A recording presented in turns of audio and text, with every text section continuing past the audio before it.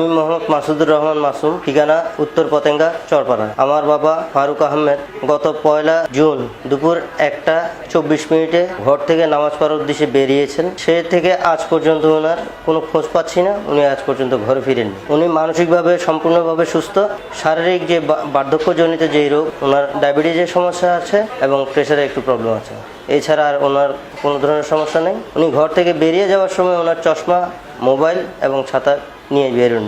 আমরা চট্টগ্রাম শহরের বিভিন্ন হাসপাতাল, চট্টগ্রাম সিটির বিভিন্ন এরিয়া, এগুলো সব জায়গায় খোঁজাখুঁজি করেছি, কিন্তু এখন পর্যন্ত ওনার কোনো খোঁজ পাইনি। আমরা সোশ্যাল মিডিয়া, ফেসবুকে বিভিন্ন লিঙ্কে ওনার ছবি এবং ওনার বর্তমান ছবি এবং আগের ছবি দুটোটাই পোস্ট করে দিয়েছি, কিন্তু এখন পর্যন্ত কোনো ধরনের পাইনি। আর আমরা পতেঙ্গা থানায় 2 তারিখে একটা জিডি করা হয়েছে ওনার নামে। কোনো সহৃদয় ব্যক্তি যদি পেয়ে থাকেন, নিম্নোক্ত নাম্বারগুলোতে যোগাযোগ করলে উপকৃত হব এবং সবার কাছে কৃতজ্ঞ থাকবো।